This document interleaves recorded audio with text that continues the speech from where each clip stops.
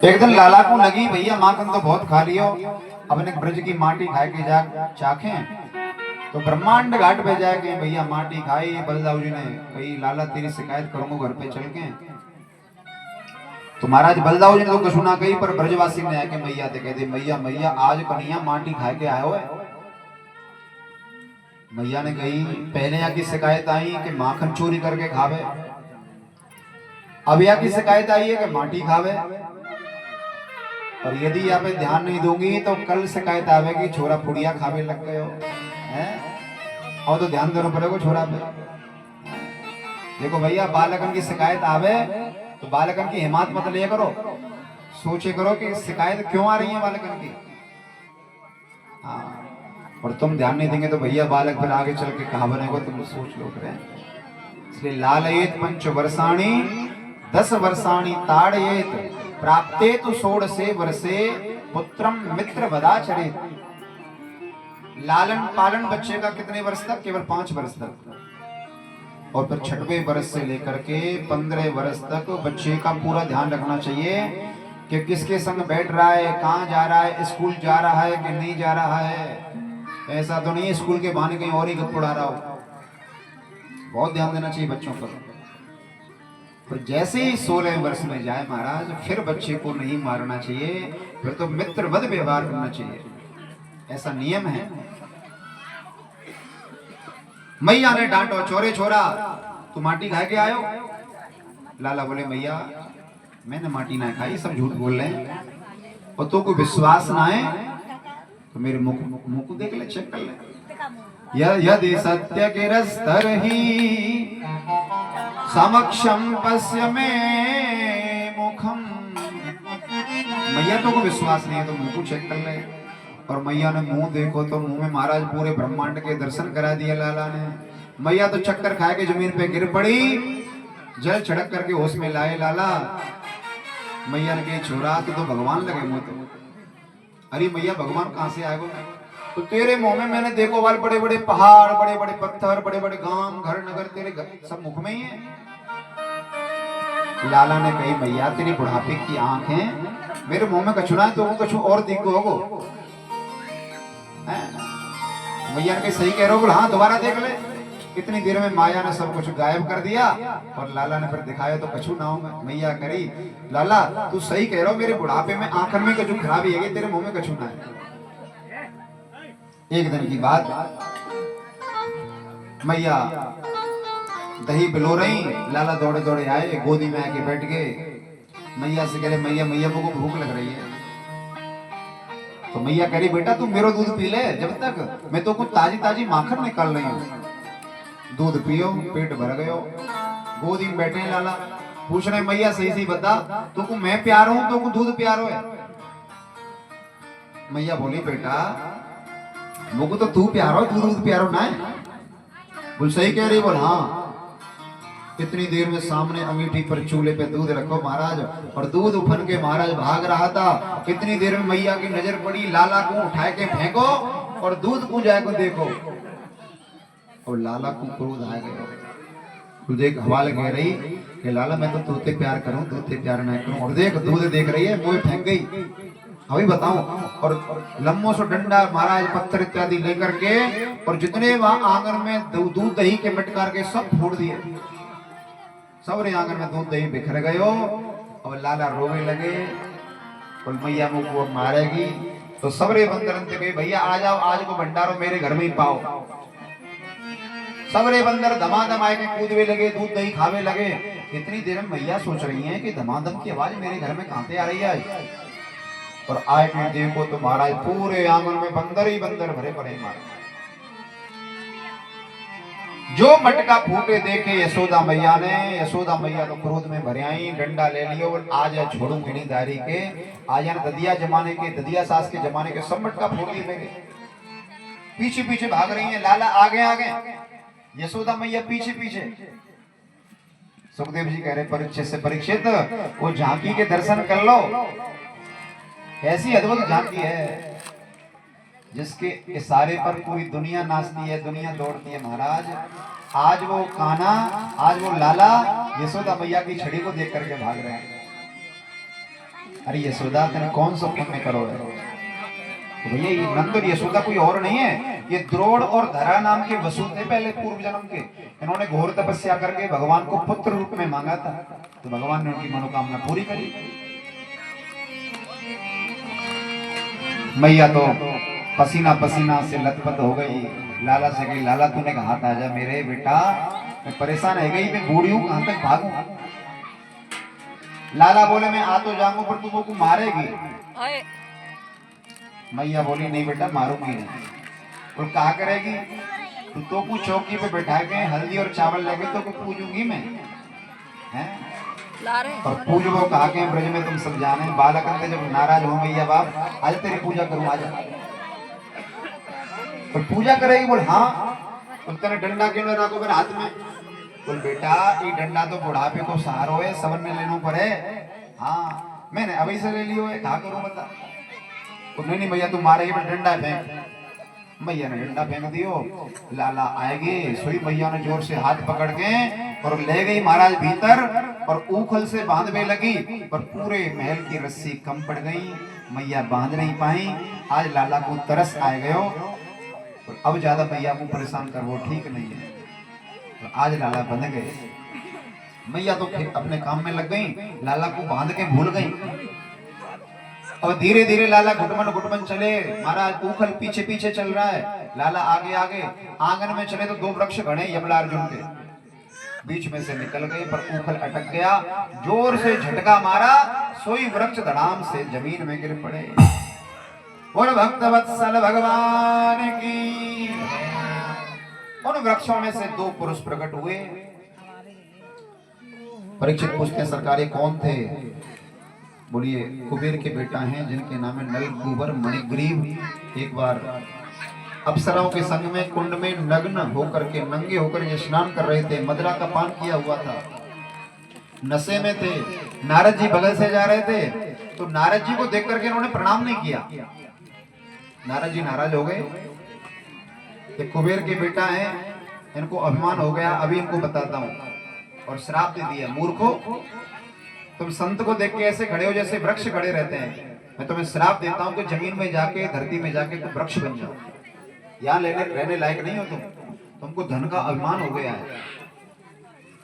अब बेचारे घबराए, नारद जी से क्षमा याचना मांगी, कहा सरकार हमसे भूल हो गई, हमें माफ करें।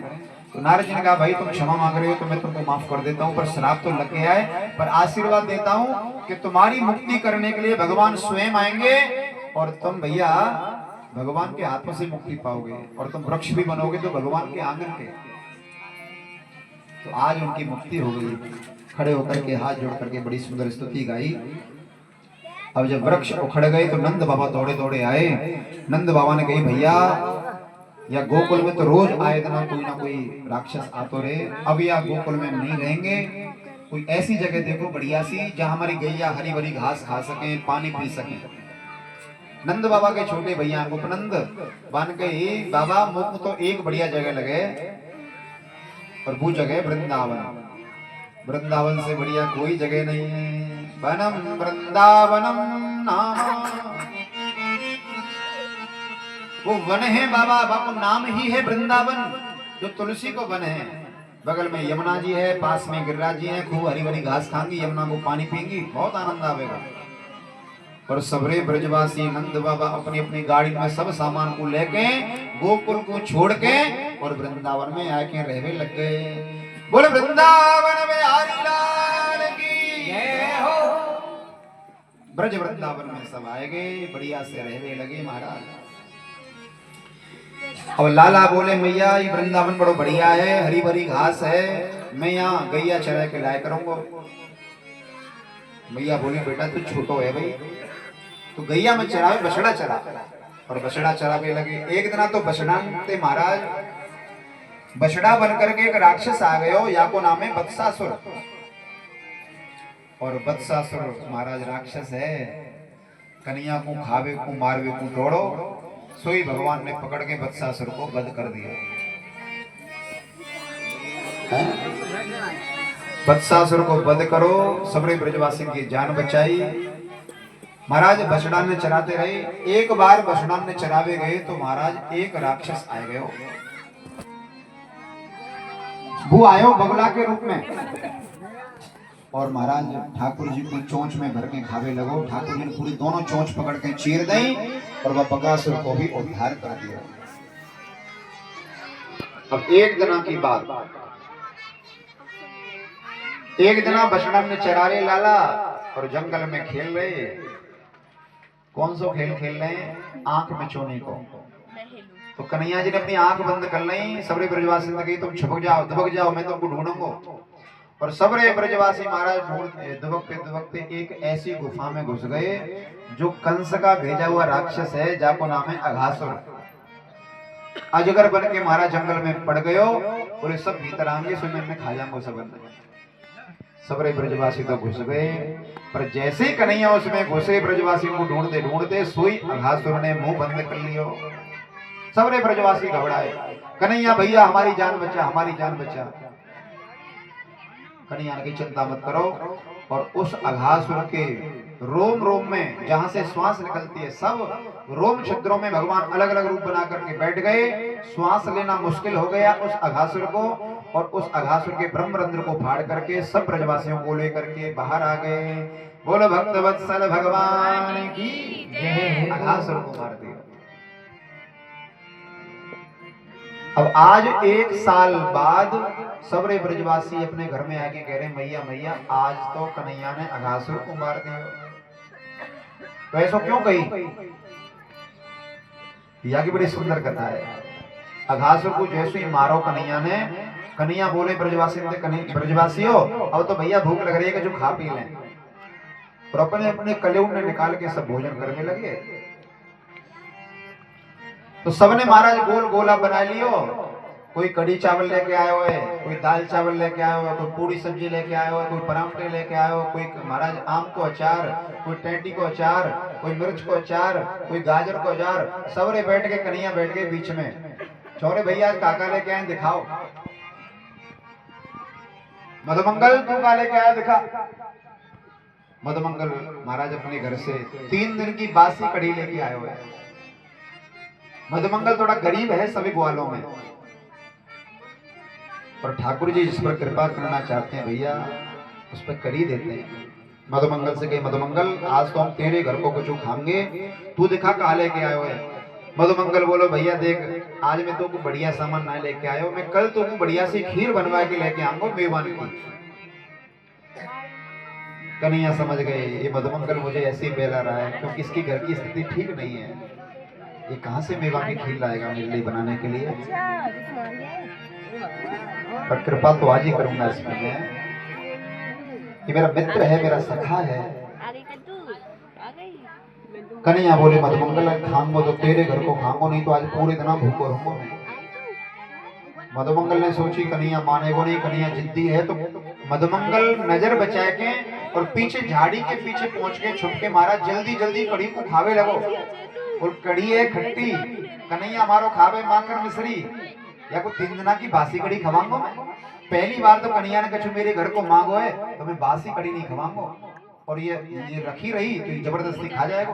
तो पीछे पहुंच के महाराज जल्दी जल्दी बाबू खावे लगे। तो कछु तो मुंह में गई, कछु यहाँ से फैलती गई महाराज गालन पे है के। कन्हैया ने देखी मधुमंगल कहाँ गए हो, तो देख रहे पीछे से छुप करके कड़ी को जल्दी जल्दी खा रहा है मधुमंगल। कन्हैया गए, चोरे मधुमंगल काहे रहे हो ये हैं? तू तो कह रहे हो कछुना लेके आए, तू ये कड़ी पी रहे हो वो को खवा। मधुमंगल बोलो देख कन्हैया अब कड़ी बची ना है, मैं तो को बढ़िया से खीर बनवा के लाऊंगा कल। कन्हैया बोले आज भोजन करेंगे तो तेरे घर का करेंगे, वरना आज भूखे रहेंगे। मधुमंगल बोलो बड़ो जिद्दी है, अब कुछ बच्चों ही ना तो खा लो, बता का खावे को कड़ी भाई पीगो में। कन्हैया बोले मेरे खाले तो अभी बहुत कछु है। और कन्हैया महाराज मधुमंगल के गालन में जीभ से चाट में रखे महाराज, ऐसा वर्णन आता है। मधुमंगल की आंखों में आंसू आ गए। वाह कन्हैया इतने बड़े घर को बाले गए तो मेरे गालन में चाट रहे हो, तो झूठी कड़ी खा रहे हो मेरे। पर ये तो महाराज ठाकुर जी की लीला है। पर ब्रह्मा जी ऊपर से देख रहे थे, वो मोहित हो गए। तो ये कैसा ब्रह्म है, ये भगवान नहीं हो सकता, इसकी परीक्षा लूंगा। तो सब ग्वाल तो भोजन कर रहे हैं, उधर ब्रह्मा जी ने बछड़ों को चुरा लिया। कन्हैया बोले ब्रजवासियों तुम भोजन पाओ, हमें बछड़ा ने देख के आऊं, कहीं ज्यादा दूर ना निकल जाए। अब कन्हैया महाराज बछड़ा ने देख भी गए, कितनी देर में तो ब्रह्मा जी ने ग्वाल वालों को चुरा लिया। कन्हैया जी दौड़ के आए, उधर बछड़े नहीं, इधर ग्वाल वाल नहीं। बोले लीला क्या हो रही है? ध्यान लगा करके देखा तो ब्रह्मा जी परीक्षा ले रहे हैं भगवान कृष्ण की। भगवान बोले ब्रह्मा तू हमको जानता नहीं, हम तेरे भी पिताजी हैं, अभी तुझे बताते हैं, तो हमारी परीक्षा लेगा? अरे बाप बाप होता है, बेटा बेटा होता है महाराज। भगवान ने अपने शरीर से ही सब ग्वाल वाल प्रकट कर दिए, सब ब्रजवासी प्रकट और सब बछड़े प्रकट कर दिए। जैसा स्वभाव, जैसा रूप, रंग, वस्त्र सब ठाकुर जी बन गए। और जैसे लीला चल रही थी वैसी चलती रही महाराज। आ रहे हैं जा रहे हैं, आ रहे हैं जा रहे हैं। ब्रह्मा जी ने झांक करके देखा, तब तक तो 1 वर्ष निकल गया। ब्रह्मा जी ने देखा, देखो तो सही ठाकुर जी है कि ऐसे ही कोई बालक है।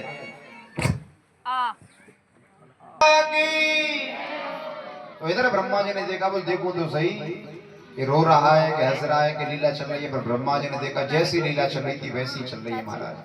ब्रह्मा जी समझ गए स्वयं ब्रह्म है, मुझसे गलती हुई है, क्षमा याचना करने के लिए महाराज क्षमा मांगने आए नीचे ब्रह्मा जी।